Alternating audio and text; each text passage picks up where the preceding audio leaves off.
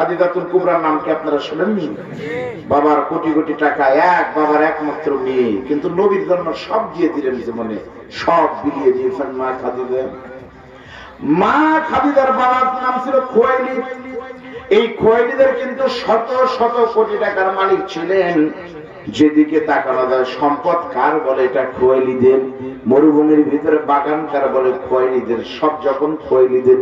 কিন্তু খুয়াইলিদের বাজেটে কোনো সন্তান ছিল না, সন্তান নাই, শুধুমাত্র টাকা পয়সা আছে। খুয়াইলিদ তখন রাতের বেলায় আল্লাহর কাছে সিজদা দিয়ে বলে, ও মনিব, তুমি আমাকে সম্পদ দিয়েছো কিন্তু সন্তান দাও নাই, শুনেছি সন্তানদের মালিক নাকি তুমি।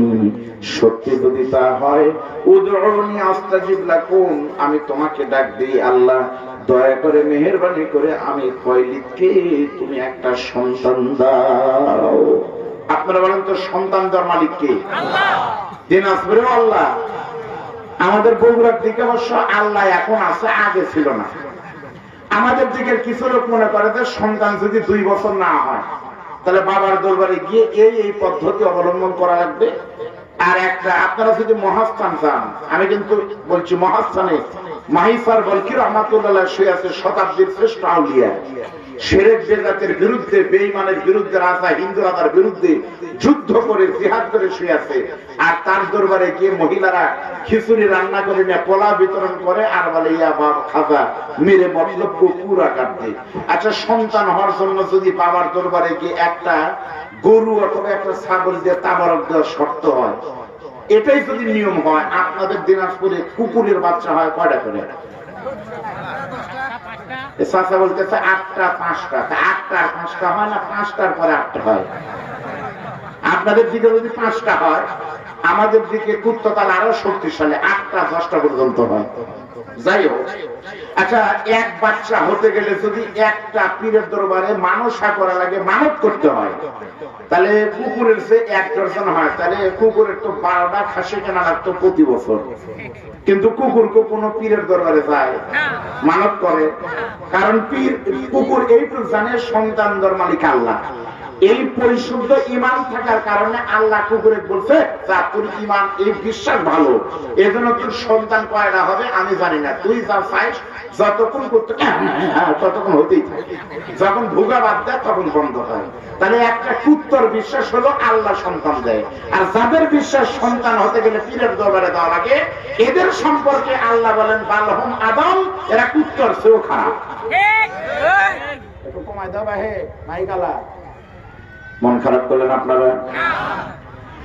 মা খাদিজার পিতা বলতে, আল্লাহ তুমি আমাকে একটা সন্তান দাও। আল্লাহ বলে, খুয়াইলিদ তোমার বাজেটের কোনো সন্তান ছিল না, কিন্তু তুমি আমার কাছে চাওয়ার কারণে আমি আল্লাহ কবুল করে নিলাম। অন্য জায়গা থেকে বাজেট এনে তোমাকে আমি আল্লাহ তাআলা বিশেষ বরাদ্দ থেকে একটা সন্তান দিলাম। বিশেষ বরাদ্দ অনেক সময় হয় তো, হয় না? প্রত্যেকটা উপজেলার মসজিদ হলো উপজেলার প্রাণ কেন্দ্রে, কিন্তু আপনাদের এখানে এম.এ. আব্দুর রহিমের সাহেবের মতো একজন মানুষ ঘুমিয়ে থাকার কারণে আপনাদের মডেল মসজিদটা শহর থেকে এখানে, এটা কি এমনি হয়েছে না বিশেষ কারণে হয়েছে? এটা হলো বিশেষ বরাদ্দ। তাহলে বলেন কি এটা বিশেষ বরাদ্দ হতে পারে? আলহামদুলিল্লাহ, সুন্দর জায়গা, আমার খুবই ভালো লাগছে জায়গা। কিন্তু বিশেষ মনে করে আপনারা আবার রডের পরিবর্তে বাঁশ দিয়ে মাথা ভাই, তো আলহামদুলিল্লাহ। খুব খেয়াল করে শোনেন, মা খাদিজার পিতার দোয়া কবুল করে আল্লাহ একটা সন্তান দিলেন। ওই সন্তানের নামে হলো খাদিজাতুল কুবরা। বলেন সুবহানাল্লাহ। এখন আপনারা বলতে পারেন, হুজুর আল্লাহ দিল, কিন্তু আল্লাহ ছেলে দিলেই তো ভালো হতো, কারণ বাবার ব্যবসা দেখাশোনা করতেন ছেলে। আল্লাহ তাআলা বলেন, মাকারু ও মাকারুল্লাহ আল্লাহু খায়রুল মাকিরিন। আমার আল্লাহ বলে, আমি আল্লাহ ভালো জানি, যদি মা খাদিজার পিতাকে ছেলে মেয়ের পরিবর্তে ছেলে দিতাম, খাদিজা না হয়ে যদি ছেলে হতো, তাহলে সেই ছেলেটা বড় হতো, বাবার কোটি কোটি টাকা ড্রঙ্কিয়ার মনে করে দিয়ে অন্যায় অপকর্মের সাথে জড়িত হতো, বাবার টাকাগুলো নষ্ট করে ইসলাম বিরোধী কাজে লিপ্ত হতো। এই জন্য আমি আল্লাহ তাআলা ছেলে দেই নাই, খাদিজাকে কন্যা দিয়েছি। আল্লাহ টার্গেট হলো কোটিপতি খুয়াইলিদ যখন মরে যাবে, একমাত্র ওয়ারিস আসাবা সূত্রে সম্পদের মালিক হবে খাদিজাতুল কুবরা। আর এই খাদিজা যখন আস্তে আস্তে বড় হবে, মা খাদিজাতুল কুবরার বয়স যখন 25 হবে 40 হবে আর আমার নবীকে আমি পাঠাবো, নবীর বয়স 40-25 হবে, তখন আমি আল্লাহ ঘটক হয়ে পৃথিবীর সবচেয়ে ধনবতী শিল্পবতীর একমাত্র কলিজার টুকরা খাদিজার সঙ্গে আমার নবীকে বিয়ে দিয়ে ওই টাকাগুলো ইসলামের জন্য ব্যয় করাবো। লিল্লাহি তাকবীর। মা খাদিজাতুল কুবরা যখন বড় হয়, কথা প্রসঙ্গে বলতেছে মা খাদিজার প্রথমবার বিয়ে হলো, কিন্তু প্রথমবার মা খাদিজার স্বামীটা অল্প বয়সে মারা যায়। আপনারা বলেন তো ভাই, জীবন দেওয়ার মালিক কে? মৃত্যু দেওয়ার মালিক কে? কোথায় পাইলেন? কোরআন। আল্লাহ পাক বলেন, ইজা জাআ আজালুহুম লা ইস্তাখিরুনা সাআতাও ওয়া লা ইস্তাকদিমুন। যখন যার মৃত্যু হবে ওখানেই হবে। আপনার মৃত্যু যদি গোবিন্দগঞ্জ থেকে থাকে, আজকে আপনাকে গোবিন্দগঞ্জ যাওয়া লাগবে রাত্রিতেই। বিশ্বাস করেন?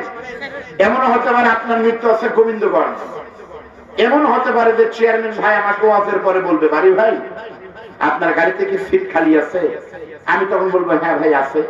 তখন ভাই বলবো আমারই একটা লোক বগুড়া যাবে, একটু নিয়ে যান গোবিন্দগঞ্জ হোটেল মায়ামণি অথবা ওখানে নামাই দিয়ে।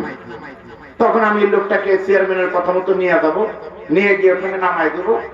পিছন থেকে হানিফ গাড়ি এসে তাকে মেরে দিয়ে শেষ করে দিবে। যদি মৃত্যু থাকে, যেখানেই থাকেন মুখে মাস্ক পরে থাকেন আর হ্যান্ড স্যানিটাইজার স্যানিটাইজার লাগান, মরা লাগবেই।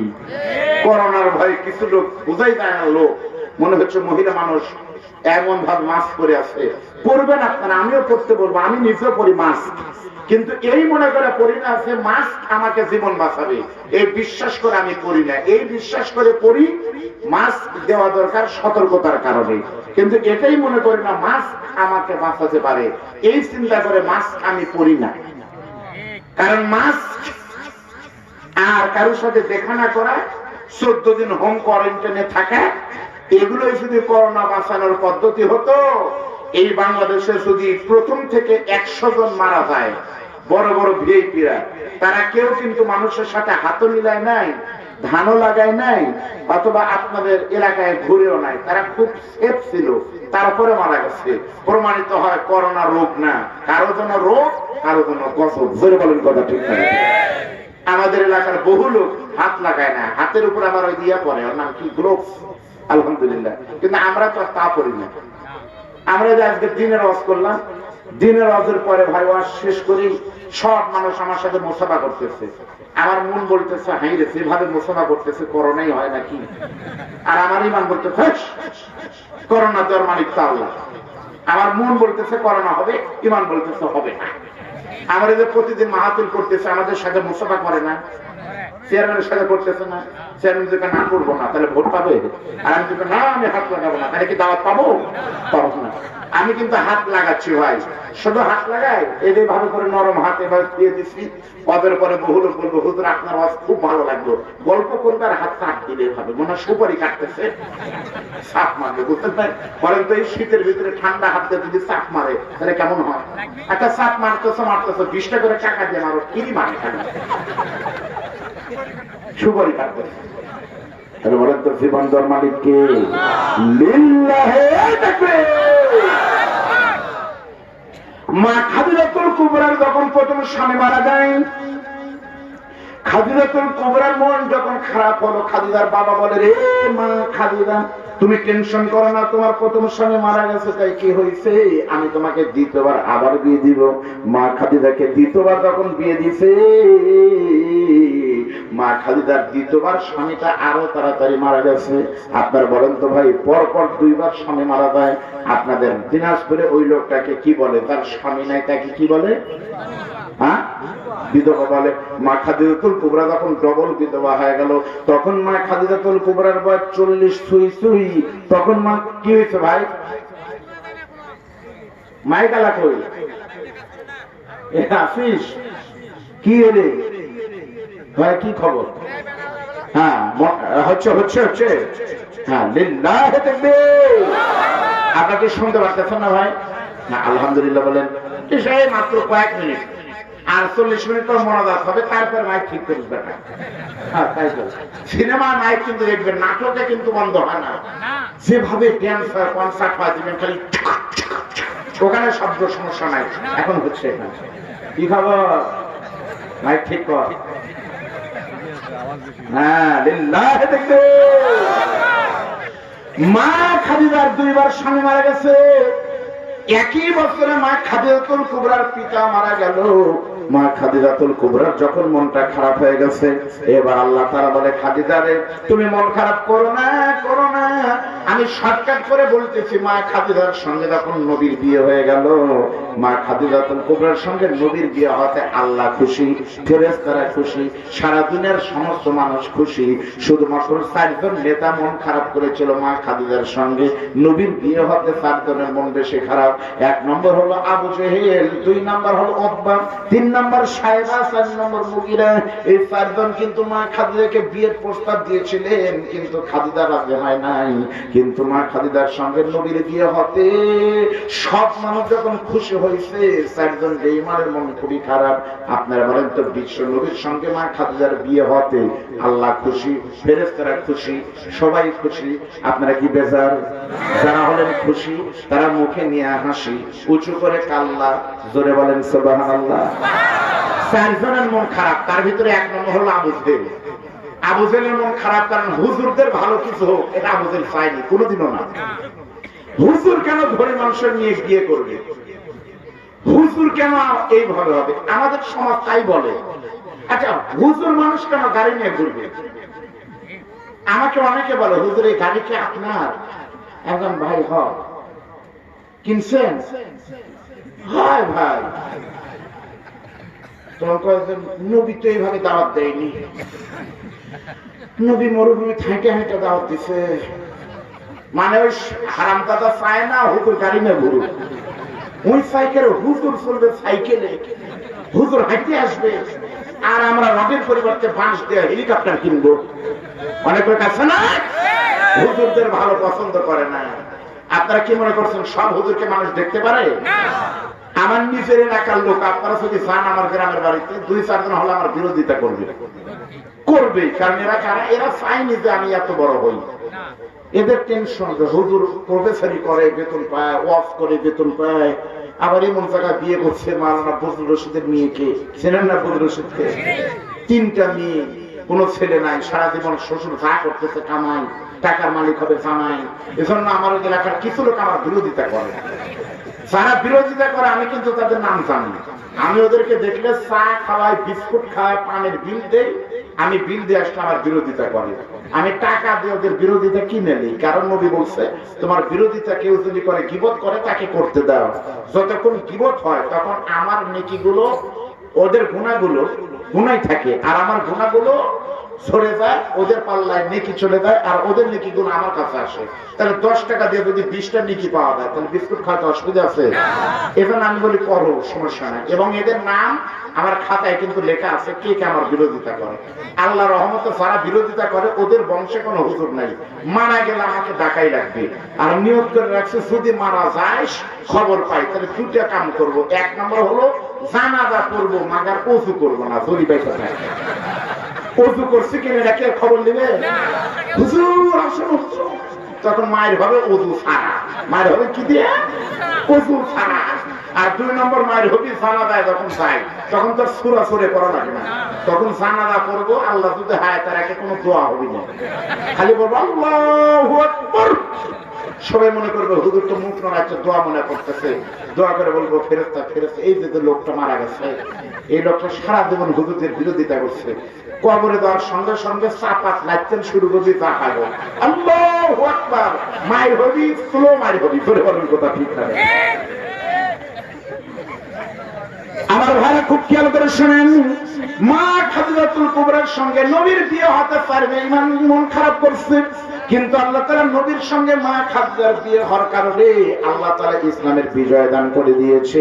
আমার ভাইরা, কিন্তু আবু জেহেল, উতবা, শাইবা, মুগীরা চারজন নেতা বাহিরে খালি লাফালাফি করত আর বলতো মুহাম্মদকে বিয়ে করে খাদিজা ঠকে গেছে, ঠকে গেছে, ঠকে গেছে, ঠকে গেছে।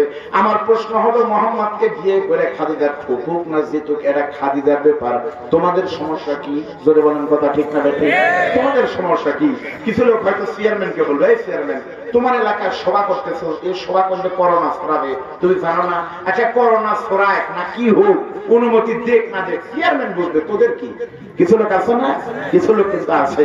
ওইরকম মা খাদিজাকে বিয়ে করে নবী ঠকেনি, ওরা বলতেছে মুহাম্মদকে বিয়ে করে খাদিজা ঠকে গেছে, ঠকে গেছে। যেমন আমাদের বাংলাদেশে ছাগলের 3 নম্বর বাচ্চা এরকম আছে, সরকারের কেউ না, তারা এমপিও না, মন্ত্রী না, এরা হলো ছাগলের 3 নম্বর বাচ্চা, নাস্তিক। ওই নাস্তিক গুলো কিন্তু সবসময় ইসলামের বিরুদ্ধে তৎপর। জোরে বলেন, কথা ঠিক না ঠিক? আল্লাহ হেদায়েত দিল তাদের একজনকে, ডক্টর জাফরুল্লাহ চৌধুরী, ইসলামের বিরোধিতা কি হলো রে বারে? পেশাব, হ্যাঁ পেশাব করতে যাবে। আমি তো প্রফেসর মানুষ, আমার ভাই তো শিক্ষক। আমাদের নিয়ম হলো একজন আসবেন, একজন ইন, একজন এক্সিট, একের পর এক আসেন। কিন্তু এক জায়গা থেকে 2 জন গেল, তার মানে কি 2 জন মিলে এক মেশিন একসাথে যাবে কেন? একসাথে গেলে খারাপ লাগে দেখতে। মাহফিলে লোকই কম, তাও যদি ফোরা ফোরা যায় কাম সারেন, তাহলে তো বিপদ। কারণ আপনাদের দেখা দেখে যদি আমারও চাইতে যায়, আমার শরীর খারাপ। গত 1 সপ্তাহের ভিতরে আমার ঘুম নাই, 1 সপ্তাহ।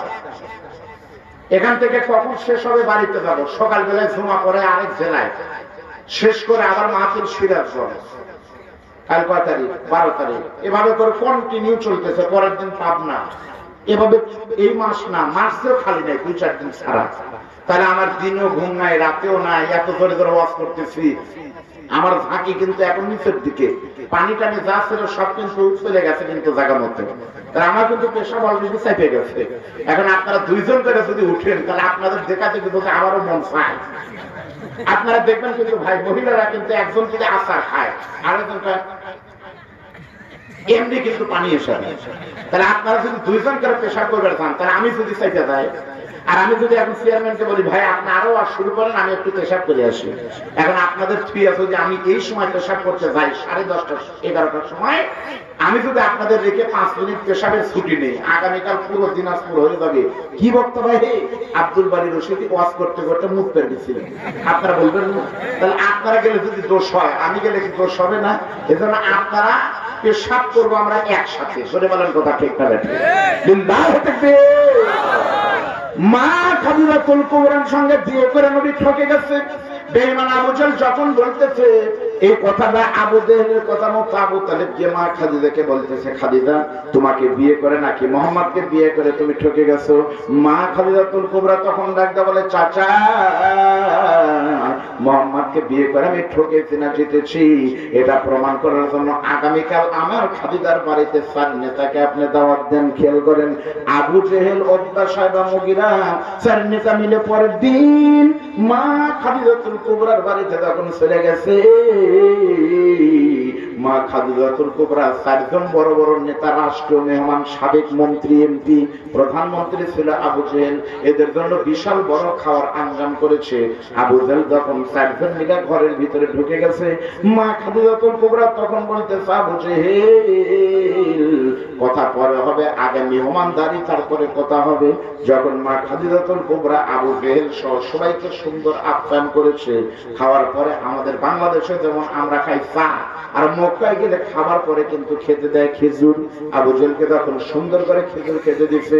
মা খাদিজা তখন বলে, আবু জেহেল তোমরা বলতেছো মুহাম্মদকে বিয়ে করে আমার ইজ্জত চলে গেছে, কথাটা ঠিক না বে ঠিক? সঙ্গে সঙ্গে আবু জেহেল বলতেছে, এই খাদিজা মুহাম্মদকে বিয়ে করে তোমার ইজ্জত চলে গেছে, হাজার হাজার দলিল দিয়ে আমরা প্রমাণ করতে পারবো। মা খাদিজা বলে, হাজার হাজার দলিলের দরকার নেই, আমি খাদিজা শুধু মাত্র কেবলমাত্র 3টি প্রশ্ন তোমাদেরকে করতে চাই। এই 3টি প্রশ্নে যদি তোমরা প্রমাণ করতে পারো আমি ঠকে গেছি, তাহলে তোমাদের কথা মতো আমি মোহাম্মদকে তালাক দিয়ে দিব। আর যদি আমি কথার কথা যদি আমি জিতে যাই, তোমাদেরকে ওয়াদা করা লাগবে কোনো দিন আর হুজুরদের বিরোধিতা করবে না। আবু জেহেল বলতেছে ঠিক আছে। এক নম্বর প্রশ্ন, আবু জেহেল বলো তো, তোমরা বলতেছো মোহাম্মদকে বিয়ে করে আমি ঠকে গেছি, কিন্তু আমার এক নম্বর বড় জানতে ইচ্ছা করে। বলো তো আবু জেহেল, বলো তো, আমি খাদিজার বয়স এখন 40 বছর, দুইবারের বিধবা, আর মোহাম্মদ আমার স্বামী কোনোদিন বিয়ে করে নাই, তার বয়স হলো 25 বছর। বলো তো 25 বছরের সুন্দর কোন যুবক যদি 40 বছরের কোন নারীকে যদি বিবাহ করে, দুইবারের তালাক প্রাপ্ত নারীকে, বলো তো বয়সের দিক থেকে আমি জিতে গেলাম নাকি মোহাম্মদ জিতে গেছে? এই কথা শুনে আবু জেহেল মাথা নিচু করে বলতেছে খাদিজা, সব দিক দিয়ে তুমি হেরে গেলে কি হবে? শুধুমাত্র কেবলমাত্র একমাত্র বয়সের বিচারে তুমি জিতে গেছো। আমার 2 নম্বর প্রশ্ন, আমাদের বলো তো, তোমরা বলতেছো আমি বিয়ে করে ঠকে গেছি, কিন্তু বলো তো আমি খাদিজার চেহারা বেশি সুন্দর নাকি মোহাম্মদের চেহারা বেশি সুন্দর? বলার সঙ্গে সঙ্গে আবু জেহেল বলে খাদিজা, তুমি এমন একটা প্রশ্ন করেছো, মোহাম্মদ আমার শত্রু হলে কি হবে? কিন্তু মোহাম্মদের সুন্দর চেহারা দেখে আমি তো তার নাম দিয়েছিলাম আলামিন। আমার ভাইরা নবী কত সুন্দর আমি জানি না, কিন্তু আপনাদের দয়ায় আল্লাহ আমাকে মক্কা মদিনায় কবুল করেছে। মক্কাতে আল্লাহর ঘর, মদিনায় নবীর বাড়ি। যারা গিয়েছেন তাদের বলে দেখেন, মক্কায় গেলে কিন্তু অত দয়া মায়া কিন্তু মহব্বত মনে হয় না। মক্কার মানুষের কিন্তু মেজাজ কিন্তু একটু বেশি গরম, 19-20 হলেই কিন্তু রাগ করে। কিন্তু মদিনায় গেলে পরে বুঝবেন মদিনা নয়। বাংলাদেশে আপনাকে চ্যালেঞ্জ করলাম, 5 লক্ষ টাকা নিয়ে মোহাম্মদপুর ব্রিজ থেকে আপনাদের গ্রাম 5 কিলো যদি হয়, রাত 3টার সময় 5 লক্ষ টাকা হাতে করে নিয়ে আসার কোন গ্যারান্টি আপনি দিতে পারবেন? কিন্তু মদিনা এমন একটা শহর, আপনাদের আমি নিচে গিয়েছি, আমি প্রমাণ। রাত 3টার সময় হোটেল থেকে যখন বের হই, তখন মনে হচ্ছে এই দেশের মানুষের ভাষাও বুঝি না, কাউকে চিনি না। যদি সন্ত্রাস এসে আমাকে বুকে পিস্তল লাগিয়ে সব কেড়ে নেয়, কিন্তু বিশ্বাস করেন হোটেল থেকে বের হবেন, আপনি সামনের দিকে তাকালে কোনো বিল্ডিং নয়, যত দূর থেকে তাকান না কেন আপনার সামনে একটা গম্বুজ দেখা যাবে। ওই গম্বুজ হলো সাদা নয়, ওই গম্বুজ হলো সবুজ রঙের। ওই গম্বুজটা আলো দিয়ে ভরানো আছে, ওই গম্বুজের নিচে নবী আমার ঘুমাচ্ছে। আপনি একা একা যদি ভয় পান, ওই গম্বুজ সবুজ গম্বুজের দিকে তাকালে মনে হবে ওই গম্বুজের নিচে থেকে নবী আমার হাত উঠে বলতেছে, ভয় নাই রে পাগল, আমি নবী তোমার দিকে চেয়ে আছি। বলো তো আবু জেহেল তার চেহারা বেশি সুন্দর? সঙ্গে সঙ্গে আবু জেহেল বলতেছে খাদিজা রে, তুমি যে প্রশ্ন করেছো সত্যি করে বলতেছে তোমার চেহারার কোনো সৌন্দর্য নাই, কিন্তু আব্দুল্লাহর এতিম ছেলে মোহাম্মদের চেহারা হলো পূর্ণিমার চাঁদের চেয়েও আরো বেশি সুন্দর। তারে কি জিতে গেল বলে তুমি জিতেছো। এবার খাদিজা বলতেছে আমার 3 নম্বর প্রশ্ন, আবু জেহেল লাস্ট প্রশ্ন, তুমি বলো তো। আবু জেহেল বলো তো, বলতেছো ঠকে গেছি, কিন্তু তোমাকে বলতে হবে আমি খাদিজাতুল কুবরার বংশ বেশি ভালো নাকি এই যে তোমার ভাতিজা মোহাম্মদ গরিবের ছেলে অথবা গরিবের বাচ্চার বংশ বেশি ভালো? আবু জেহেল তখন হঠাৎ করে মনে করছে কি রে, গরিব বললে মানা যেত, কিন্তু বলতেছে গরিবের বাচ্চা। আপনারা বলেন তো, চাচার সামনে খুশি বলেন নাই ফকিরের বাচ্চা, থাপ্পড় মারবো খেপে কে? যখন বলছে গরিবের বাচ্চা, সঙ্গে সঙ্গে আবু জেহেল বলতেছে খাদিজা তুমি বাড়িতে ডাক দিই নে, গরিব ফকির বলে গালি দিবা, মানতে রাজি নেই। বলতেছে আপনাকে তো বলিনি, আপনার শত্রু বলতেছে খুশি হওয়ার কথা, বলতেছে খুশি হতাম যদি বলতো গরিব বা ফকির, কিন্তু তুমি বলতেছো গরিবের বাচ্চা। তুমি কি মনে করেছো খাদিজা? শোনে না, তোমার বাবার কোটি কোটি টাকা থাকলে কি হবে, আব্দুল্লাহর এতিম ছেলে মোহাম্মদ আমার শত্রু বটে হতে পারে, কিন্তু বংশ কিন্তু একটাই, লিইলাফি কুরাইশ। এই পৃথিবীতে কিয়ামত পর্যন্ত যত বংশ আসবে, কুরাইশ বংশের মতো সুন্দর সম্ভ্রান্ত বংশ কোনদিন আসবে না। সব দিক দিয়ে ঠকে গেলে কি হবে? শুধুমাত্র কেবলমাত্র একমাত্র বয়স এবং চেহারার সাথে সাথে বংশের বিবেচনায় তুমি জিতে গেছো। সঙ্গে সঙ্গে মা খাদিজা বলে বেঈমান আবু জেহেল, সব দিক দিয়ে যদি আমি জিতে চাই তাহলে বলো তো কোন দিক দিয়ে আমি হেরে গেছি? আবু জেহেল বলতে খাদিজা এক দিক দিয়ে তুমি হেরে গেছো, সেটা হলো তোমার বাবার কোটি কোটি টাকা, কিন্তু মোহাম্মদের দেখো সুপার পকেট টাকা, তোমার বাবার টাকার অভাব নাই, আর মোহাম্মদের একটা ছাতা কেনার মতো পয়সা নাই, এজন্যই তোমার ইজ্জত চলে গেছে। ও নবীর পাগল উম্মতেরা, মা খাদিজার সন্তানেরা শুনেন, সঙ্গে সঙ্গে মা খাদিজা সেই দিন দাঁড়িয়ে একটা ঐতিহাসিক ভাষণ দিয়েছিল ইসলামের পক্ষে। মা খাদিজা তখন দাঁড়িয়ে বলতেছে, আবু জেহেল শুধুমাত্র সম্পদের জন্য যদি আমার ইজ্জত চলে যায়, তোমাদের চার নেতাকে সাক্ষী রেখে বলতেছে আমার বাবা ছিলেন বিশ্ব দ্বারা খ্যাতিমান খোয়াইলিদ, এই খোয়াইলিদের কোনো সম্পদ নাই, সন্তান নাই, আমার বাবার সমস্ত সম্পদের মালিক ছিলাম আমি, আর এখন থেকে সমস্ত সম্পদের মালিক তোমাদের শত্রু রাখাল মোহাম্মদ আমার স্বামী। সঙ্গে সঙ্গে আল্লাহ নবী হাউমাউ করে কেঁদে উঠল। আমার আল্লাহ সেই দিন বলে, জিবরাইল তুমি সাক্ষী থাকো। وأمره جبريل عليه الصلاة والسلام أن يبشرها ببيت في الجنة من قصب। মা খাদিজা ইসলামের জন্য সমস্ত সম্পদ দান করার কারণে কিয়ামতের দিন আমি আল্লাহ মা খাদিজার জন্য জান্নাতের ভিতরে একটা মণি মুক্তার জান্নাত দান করে দিব। লিল্লাহি তাকবীর। আবু জেহেল নবীর বিরোধিতা করলো, আজীবন বিরোধিতা করেছে। আবু জেহেল ছিলেন নবীর চাচা, আপনারা জানেন না? কিন্তু এটা একটু ভুল। আপনারা একটা শুদ্ধ কথা জানেন, আলেম ওলামা আছে, আবু জেহেল নবীর চাচা, কিন্তু আসলে নিজের কিনা এটা নিয়ে কথা আছে। তবে কেউ হতেন কিভাবে, আমি নিজে প্রমাণ, আবু জেহেলের বাড়ি আর নবীর বাড়ি একেবারেই কাছাকাছি। তাহলে নোয়াখালী থেকে একটা লোক যদি 20 বছর আগে আপনার বাড়ির কাছে বাড়ি করে, সেও আপনার চাচা বা মামু হয়, হয় না? তাহলে নবীর কেউ না কেউ হইতো। আর বাহিরের লোক মুরব্বী মানুষ ভাই না, চাচা হওয়ার সম্ভাবনা বেশি। নবীর বাড়ি আর আবু জেহেলের বাড়ি, হাজির সাহেব কেউ আছেন এখানে? নবীর বাড়ি আর আবু জেহেলের বাড়ি কয় টাকার ভাড়া? আলহামদুলিল্লাহ। চেয়ারম্যান ভাই যদি চায়, আপনারা কি রাজি আছেন? টাকা দিচ্ছে? হ্যাঁ, চেয়ারম্যান দিবে, আমার ভাই হয়। 10,000 লিল্লাহি তাকবীর। জি ভাই, চেয়ারম্যান সাহেব যেহেতু ব্যস্ত মানুষ, ওনাকে আমরা ছুটি দিলাম। আপনাদের ভিতরে যারা এবার চেয়ারম্যান যারা আপনার চাচ্ছেন তারা দেওয়া হবে। জি, আবু জেহেল নবীর চাচা হয়, কিন্তু নিজের কিনা। আমরা বেশিক্ষণ থাকবো না, কারণ আমি আজকে নিয়োগ করেছি আর মাত্র 22 মিনিট, তাহলে 12টায় মোনাজাত দিব। থাকবেন না ভাই? বিশ্বাস করে আগামীকাল হয়তো এই মাঠে জুমা নামাজের পরে আপনার জানাজা হতে পারে, এই মাঠে আপনার জীবনের শেষ একটা ওয়াজ হতে পারে। দেখেন তো এই 22 মিনিট পরে আপনাদের চোখের এক ফোঁটা পানি যদি পড়ে, ওটা আপনার জন্য জান্নাতের একটা ওসিলা হবে। আপনাদের আমি হাত জোর করে অনুরোধ করবো, আমার চোখের দিকে একটু তাকান, অন্যদিকে তাকাবেন না। বলেন তো মা খাদিজাতুল কুবরা ইসলামের জন্য সব কিছু দান করে ভালো করেছে না খারাপ করেছে?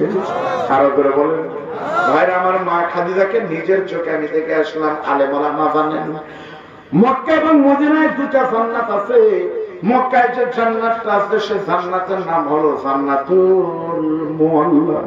দেখেন তো আমি আস্তে আস্তে মোনাজাতের দিকে যাচ্ছি এবং দিলটা নরম করার কিছু কথা বলতেছে, নরম হয় কি? মক্কার জান্নাতের নাম হলো মুআল্লা, আর মদিনার জান্নাতের নাম হলো জান্নাতুল বাকি। জোরে বলেন সুবহানাল্লাহ। আমার ভাড়া জান্নাতুল মুআল্লা, জান্নাতুল বাকি দিনে 2 ওয়াক্ত নামাজের পরে খুলে দেয়। এক নম্বর হলো ফজরের নামাজের পরে, অন্যটা হলো আসরের নামাজের পরে খুলে দেয়।